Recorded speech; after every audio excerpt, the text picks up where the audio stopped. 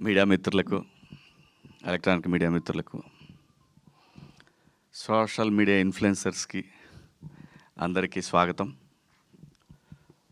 దండోరా చాలా Telangana rooted film అండి. ఇది తను మురళి ఈ స్క్రిప్ట్ రాసుకున్న ఏం చదువుకున్నారు మీరు అని అడిగా. ఏం చదువుకోవటం వెంట అమెరికా నుంచి వచ్చాను అని అన్నాడు. అంటే cinema is all about emotion అండి, కమర్షియల్. ఇది మాత్రం నిజం. మనం ఏదో జనానికి సలహాలు సందేశాలు ఇద్దామనుకునే పరిస్థితి అయితే సినిమాకి వాళ్ళు లేదు. ఈ సినిమాలో ఎంటర్టైన్మెంట్ ఉంటుంది, ఎమోషన్ ఉంటుంది, డ్రామా ఉంది, అగ్రెషన్ ఉంది. నేను దండోరా అని టైటిల్ చెప్పినప్పుడు నేను అన్నాను, ఎందుకు వన్ సైడ్ అనుకుంటారేమో కదా ఆ సినిమా అన్నాను. లేదు, అది కామెడీ ఉన్నా దండోరా వేసినట్టే ఉంటుంది. ఎమోషన్ ఉన్నా సరే ఆ దండోరా ఏదైతే ఒక ఫీల్ ఉంటుందో, లోపల ఎమోషన్ ఉంటుందో, అది దాన్ని ఆ దండోరా అనేది ఒక ఎమోషన్. దండోరా ఈజ్ అన్ ఎమోషన్ అనేది నా ఫీలింగు. కథ విన్నప్పుడు నాకు ఒకటే అనిపించింది, ఆఫ్టర్ కోర్టు కన్నా ముందే ఈ సినిమా నేను కమిట్ అయ్యాను. కంటెంట్ ఫుల్లీ లోడెడ్ ఫిల్మ్ అండి. ఇది మనం ఇలా మాట్లాడగానే, లేదంటే మనం ఇలా బాధపడి చెప్పగానే సినిమా చూస్తారనుకునే రోజులు లేవు. ఎవ్వడికి అలాంటి ఓపిక లేదు, అంత టైము లేదు. ఫార్వర్డ్ చేయటంలోనే ఉంటారు మనం ఏం చేసినా. అది కాకుండా ఇది కంటెంట్ ఓరియంటెడ్ ఫిలిం. ఇది మనకి తమిళ్లో వచ్చినా, ఏ లాంగ్వేజ్లో వచ్చినా ఈ సినిమా ఆడుద్దండి, అంతవరకు అయితే కన్ఫామ్. ఇది నా అభిప్రాయం. నా అభిప్రాయాన్ని అంగీకరిస్తారా లేదనేది రేపు పొద్దున సినిమా థియేటర్లో రిలీజ్ అయిన రోజు మనకు తెలుస్తుంది. పాత్రలు ప్రతి ఒక్కళ్ళకి కూడా వాళ్ళ స్థాయిలో వాళ్ళని ఎలివేట్ చేసుకోవటానికి ఒక్కొక్క క్యారెక్టరు అలా క్రియేట్ చేశారు. ఈ పాత్ర దొరికిన ప్రతి ఆర్టిస్టులు అదృష్టవంతులేనండి. ఈ సినిమాలో వాళ్ళు ఎంతసేపు ఉంటారనేది సెకండరీ, స్క్రీన్ స్పేస్ ఎంత అనేది సెకండరీ. ఈ సినిమాలో చేసామంటే ప్రతి పాత్రకి ఒక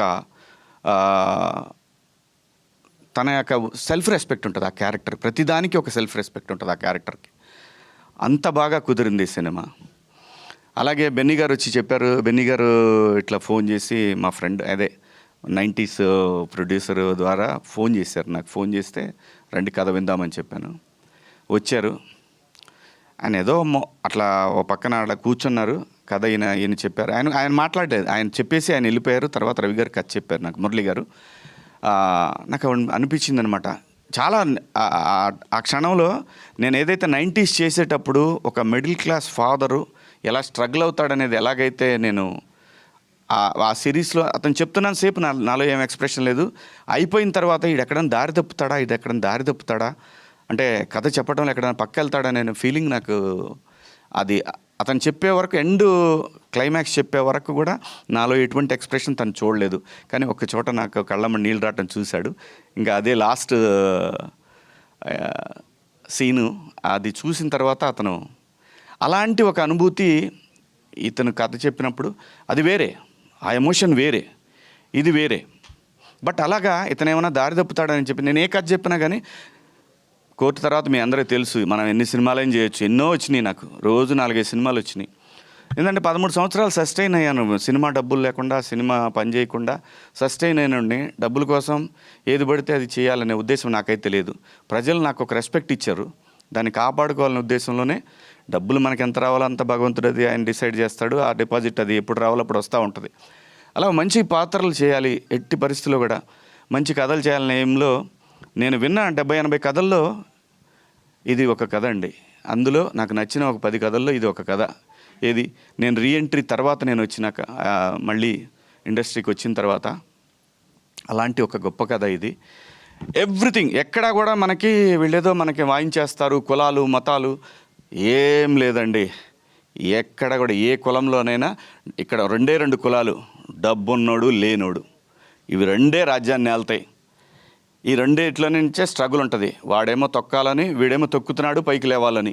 ఇదే ఫీలింగ్ ఉంటుంది ఎక్కడ చూసినా సరే. అది మీడియా అయినా, సోషల్ మీడియా అయినా, ఎక్కడైనా సరే ఒకడు నేను నీకన్నా గొప్పవాడిని చెప్పాలనే ప్రయత్నమే జరుగుతూ ఉంటుంది ఎక్కడైనా సరే. ఇందులో పాత్రలు కూడా అలాగే ఒకడిని అవతల వాడిని గురించి తక్కువ అంచనా వేయటం అనేది మనిషికి సహజమైనటువంటి ఒక డిఎన్ఏలో అది వచ్చింది మనకి, అది ఎవల్యూషన్ అవుతూ వచ్చింది అది. అలాంటి ఒక మంచి కథను తీసుకున్నాను.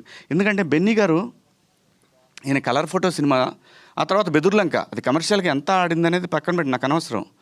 బెదుర్లంక అనేది ఎలా, కానీ కాన్సెప్ట్ ఉంది చూసారా, అది ఈ కథలో కూడా ఖచ్చితంగా చెప్తున్నాను, ఇది దేశం మాట్లాడుతుందేమో అని అనిపిస్తూ ఉంది. అంటే దేశం మాట్లాడుతుంటే సినిమా ఫ్రెటర్నిటీ వాళ్ళు మాట్లాడతారని అనిపిస్తుంది దేశవ్యాప్తంగా. మంచి కథ, ఆర్టిస్టులు కూడా బాగా, ఏ ఆర్టిస్ట్కి ఇచ్చినా కానీ పండగేనండి. ప్రతి క్యారెక్టరు పండగలా ఉంటుంది. అలాగే ఈ పెర్ఫార్మెన్స్లు చూసిన తర్వాత ఆయనకి పూనకం వస్తుంది అనేది కన్ఫామ్. నిజంగా అండి, అందరు ఎవ్వరు కూడా న్యాచురల్గా ఉంటే ప్రతి ఒక్క క్యారెక్టర్ కూడా అంత బ్రహ్మాండంగా ఆయన స్కోర్ అది బ్రహ్మాండంగా చేశారు.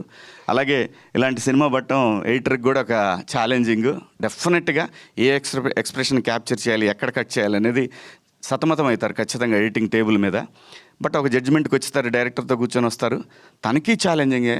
అంత బాగా చేశారు అందరూ కూడా, ప్రతి ఒక్కళ్ళు ఎవ్వరు కూడా వీళ్ళు బాగా చేశారు వీళ్ళు బాగా చేయలేదు లేదు. ప్రొడ్యూసర్ ఒక్కడ మాత్రం చాలా స్ట్రగుల్ అయ్యాడు. ఆబ్వియస్లీ అవుతారు కదా, ప్రతి ఒక్కడికి డబ్బులు ఇస్తేనే వస్తారు ఎవడైనా సరే. ఇవాళ పరిస్థితులలోనే డబ్బులు ఇస్తేనే పనిచేస్తారు. బట్ ఆ పెయిన్ ఉంటేనే దీనికి రెస్పాన్సిబిలిటీ ఉంటుంది. నేను చేశాను, 4 సినిమాలు చేశాను నేను.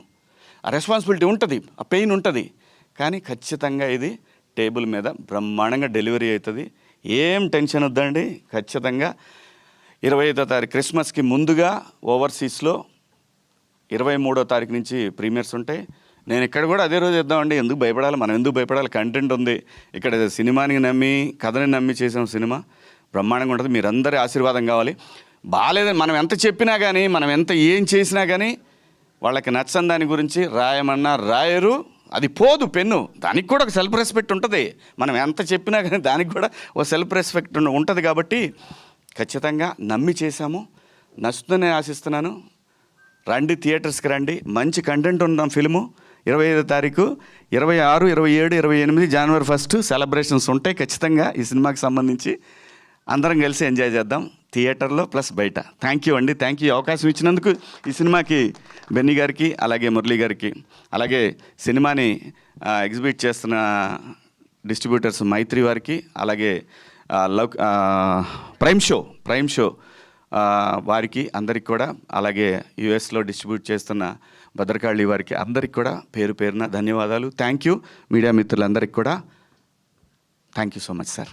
Thank you.